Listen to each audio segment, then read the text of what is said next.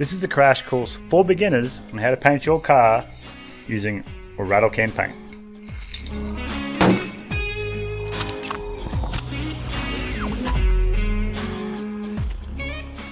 G'day, Twisty from Twisty Metal Customs. I'm talking to all you DIYs out there that have a car that you want to put some paint on it, but you can't afford the $15,000 minimum paint job for a decent quality. Can you do it yourself? Absolutely you can. Will it look good? No, that's up to you.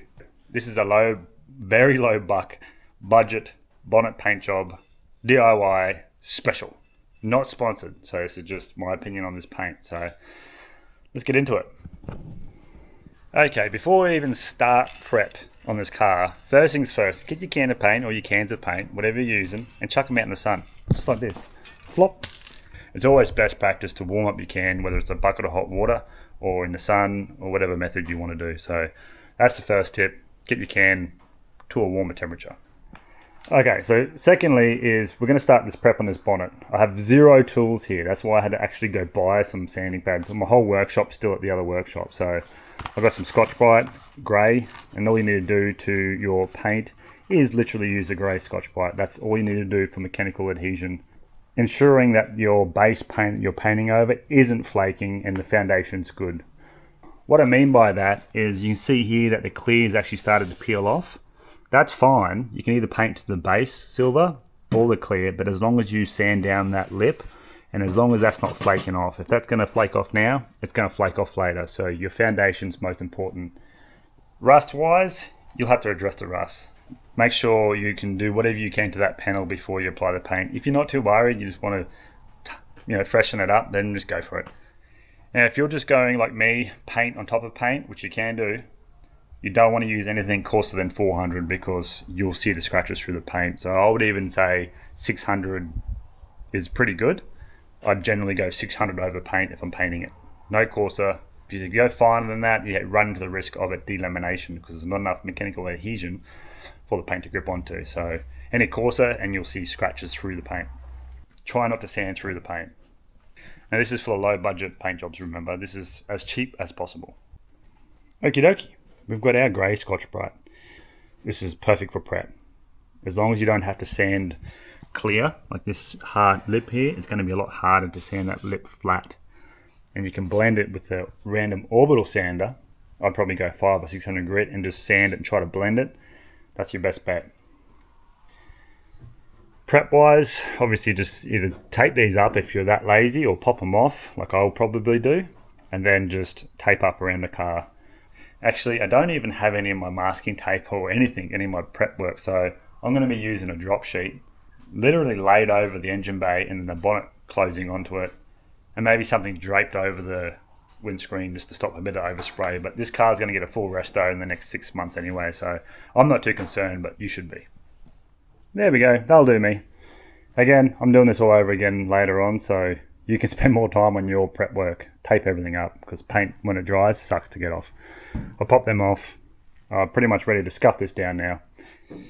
Okay, for the sanding part, you can use your hand, but remember, like with all sandpaper, you'll leave finger marks. So you'll be pushing down on the panel, and you'll leave hard sections that will actually be where your fingers are pushed down on. So when you're trying to sand the surface flat, whether it's bog or whatever, high build primer, you'll actually leave tiny little grooves, and that leaves a bad surface. So if you can, get yourself a sanding block, but like me, you might not have tools at the moment. So I'll cut a bit of block. So I could use that, and you can see the difference, as long as you don't let the block slide off and scratch your car. So just wrap up the sides and grip onto both. And you see the difference.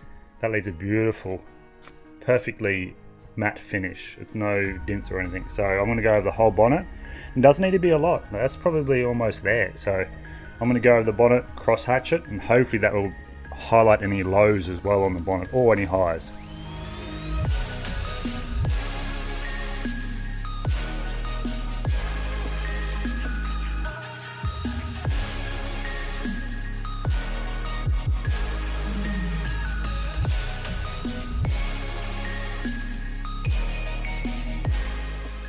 Alright, so I've hit that pretty roughly with that Scotch-Brite and it came up pretty good. I actually have some like sticky sections that I need to get some sort of brake cleaner or some acetone or something to get rid of. You see it here. I don't know what it is, maybe some tree sap or something, but it's not sanding very well. So I forgot to mention that if you can, wash your car down with soap first, get all the dirt, all the crap off it, make it clean. Second thing is that I've got clear coat still on the bottom here. You can see the difference. This is the section that has no clear coat, it's just like the matte base. And this is the clear coat section. So you see where all the stone chips and stuff are. That's what those little dots are, where the stones have been hitting. That probably will come through. If you can, get yourself a either electric sander or a pneumatic sander or whatever, and sand off that, because the rest of the bonnet is clear free. This is going to show up all the stone chips. So yeah, if you can, and if your car has all clear on it, as long as it's good, you only have to do this to the clear, then you can paint over it. Whereas if you got like big sections missing, you're better off just sanding it back. I know it sucks, but you're going to have a better paint job. It's the journey, not the destination. So what I mean by that is prep is 95% of the quality of your paint job. So if you rush the prep, generally you'll have a bad paint job. So take your time, prep it right. Applying the paint, yes, to a degree, that is obviously a big factor, but it's what happens to the paint when it's applied. So do your prep, take your time if you want a good job. Like me, I'm not too concerned because it's coming off again anyway in a couple of months. But I'm just giving you guys a bit of a run through of what needs to be done. But for you who are following along at home, I would sand that off. Sand it off. Try not to go through the steel. If you do, you need to use a primer of some sort to go over the steel before you paint it. Yeah, another tip is do it before it gets dark. Do it early in the morning because it gives you time to get it painted before the bugs come out. That's going to be your biggest hurdle doing a shed paint job, is dust, contaminants, bugs, spiders, flies. What you can do is water down the floor, make it damp, so that when you're walking around, if you're doing a full car, it's less chance for dust to flick up. Okie dokie, so now I've prepped that whole bonnet. I'm not going to worry about the dents. I'm rushing on time, I'm trying to get this done nice and quick for you, but I did actually use a razor blade along that top edge of that clear, and then I just used the Scotch Brite and sort of blended it in. If you can feel it with your finger, it's going to show up through the paint. Just like little stone chips, they're going to show up, but you can use spot putty on them if you had. So what you want to do now is I'm just about ready for paint. All I need to do is thoroughly clean all that garbage and sand dust off that bonnet. So if I was in my workshop, I would use microfiber cloth and wax and grease remover.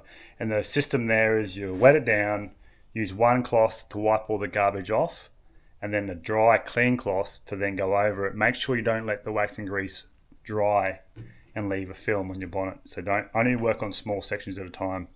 So break that into 4 on this bonnet and just do a quarter at a time. Wet it down, wipe it off with your dirty rag, wipe it off with your clean rag. Do that 4 times, get a new clean rag, and then do the whole lot again, the same process, until that microfiber cloth has got no contaminants on it. Now you should be wearing gloves, not just for safety, but the sweat on your hands can contaminate the panel and cause a reaction with the paint. Likewise with the wax and grease remover, if you don't remove it, that film of dried wax and grease remover can give you foul play with the final paint job. This can's been in the sun that whole time. It's probably been about half an hour, 45 minutes. It's like warm to the touch, so that's perfect. Metallic paints, make sure you thoroughly shake and paint. What I mean by that is shake it fair enough at the start, but if you do a whole paint job, the whole bonnet in one go, all the metallics will eventually go to the bottom. So you're going to have high metallic at the start, and then all the paint at the top is going to be less metallic. Same as if you're using a proper paint setup with your gun. You know, you got to every now and again just give it a bit of a shake to get those metallic flakes floating around again. So you'll figure out the fan distance for the can you're using, but I generally like to go closer but a little bit quicker in speed. If you go too far out, the paint's going to be dry before it touches the panel. You go too close, you'll get tons of runs, and it's just you got to get a happy medium, and that's just practice. just before you paint is a time where I wouldn't blow out the shed because you're going to lift up all the dirt and stuff. I'll just get a light spray or mist roundup bottle for your yard and put some water in it and just go around and just mist the floor to stop dust flying up and picking up and grass and stuff when you're walking around, or dragging a hose if you're doing it with a gun. But that is a sort of a shed hack you could do. You don't want it too wet if you're using a hose, because when you lift the hose up, it'll pick up water and drop it over your car. Okay, first problem I've found is that this paint is only a spot nozzle. It actually doesn't have a fan nozzle like most of your paint cans do, so this obviously must be for like, small things or whatnot. But if you have a different nozzle that fits it with the fan, go ahead and change it, because the fan's what you want. With the metallic, it's hard not to get streaks. I forgot to say that. Metallic's a whole different kettle of fish. You really got to do drop coats and sort of do a cross coat at the end. I'm going to try my best with this literal spot paint. It's not what you want, but especially with metallic, because you want to get a good blend. So that's the risk I'm going to take, because I'm here now, I'm shooting a video, so we'll see how it goes. But for solid paints, you still want a fan. A fan's what you want, because you got good coverage, 50% overlap minimum, and don't go too heavy on the first coat. Generally, I like to go lighter on the first coat, so it has something to bite into, and then it flashes off. Then you do a slightly heavier on the second coat. When in doubt, just go light on the first coat. It's impossible to explain everything in a little quick video without people getting bored. So if you want more details and information on car restoration, go check out my long form videos on my YouTube. I've got full restoration videos there on a heap of different cars. And with this workshop getting built, we're going to have bigger and better stuff in the future, better quality than a GoPro against the wall. So, but for now, I'm going to paint this with the spot spray nozzle best I can.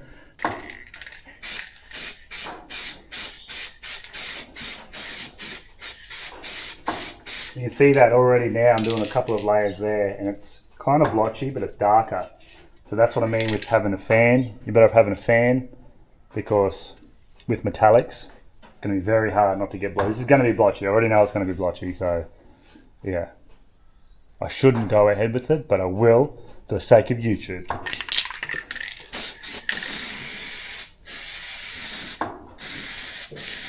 Do my edges first. Trying to get an even coat along the edges. Yeah, I don't know how it's going to turn out.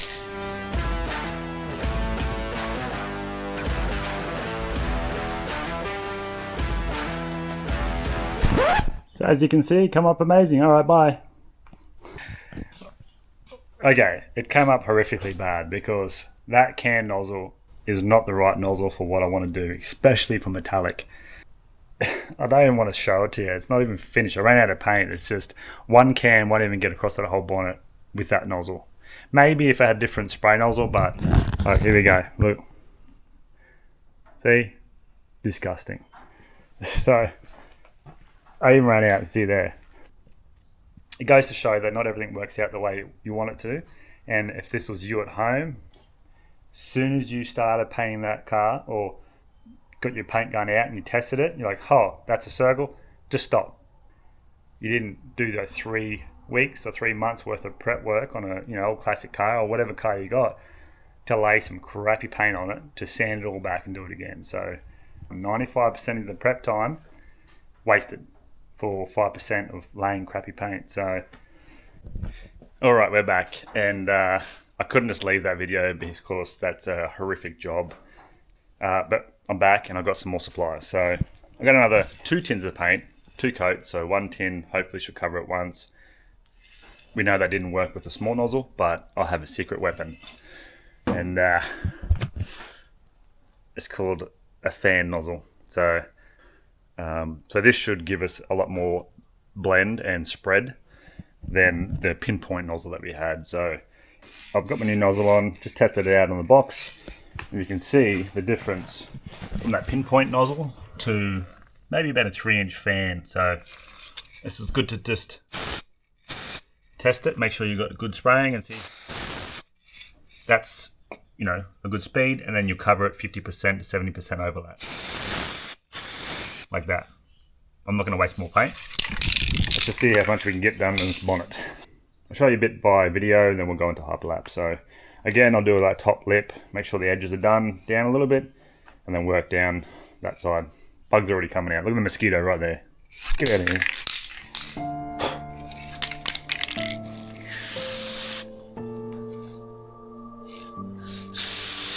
Oh, Houston, we have a problem.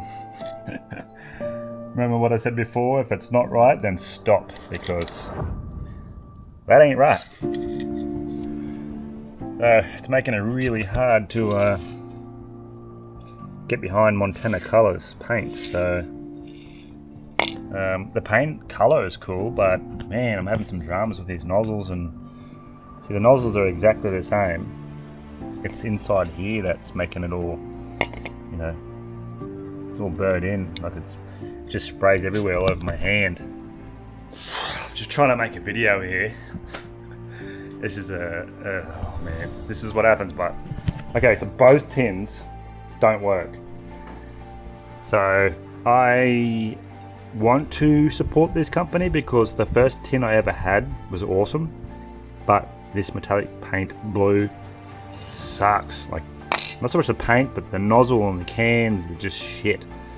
Original nozzles don't work. Both of them just spew out either side of the, see that? It's freaking everywhere. So it's not what you want. Ah, man, it just annoys me because I wanted to get this bonnet done proper so you can see, oh, well, that's what you can actually get out of a good quality rattle can paint job. But as you see, currently, it's shit. Maybe go a different color over it just to show you, but I might go metallic. Maybe I'll get a different color. I'm going to take these damn cans back and yeah, not good. Anyway, it happens on the big jobs. Okay, so the other tins of paint were $20 each. These ones are $7 each. And it's just a solid blue, 5-star, been around forever. Hopefully the nozzle will work. They are fanned, so we should get some coverage, but basically just trying to show you that you can get an okay quality with a rattle can. Whether it's going to last as long as 2K paint, definitely not. But if you're watching this as a beginner trying to rattle can your car, then this is all you want it for, is just a quick touch up. So we'll get into painting.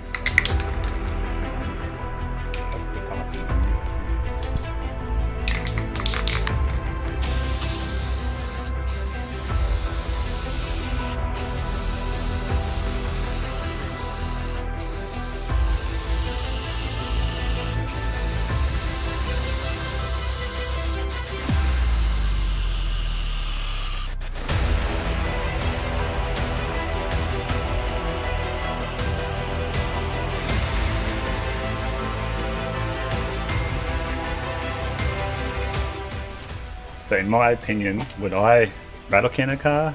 No, and I don't. It probably shows in my quality of deliverance of the paint, but I'm a 2K spray booth, paint gun, air compressor and everything type of person. Okay, so the $7 tin of paint, terrible.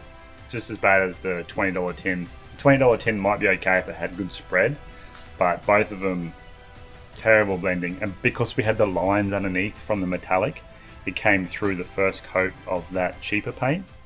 So even the second coat covered up a lot of it, but it's still very streaky. So let's have a look and I'll show you. Remember that silver section that wasn't painted originally? That's 2 layers of paint and it looks like a moon, but it's just like a big silver section coming through, and that's the importance of getting a uniform base of color, and that's why a surface primer is important, because you'll get different colors. If you've got bog patches, you know, different color, you know, etch primer and stuff, it's going to show through your paint.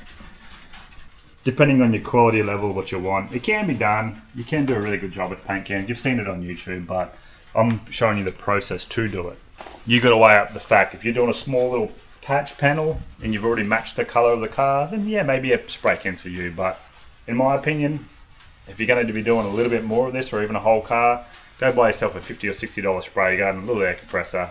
It's just going to save yourself a lot of time and effort sanding to do this. You know what I'm saying? So anyway, thanks for tuning in. Check out my long form content on YouTube. I've got a lot better stuff for rust repairs and restorations. So anyway, thanks for stopping by. Catch you later. I'm going to start sanding this off.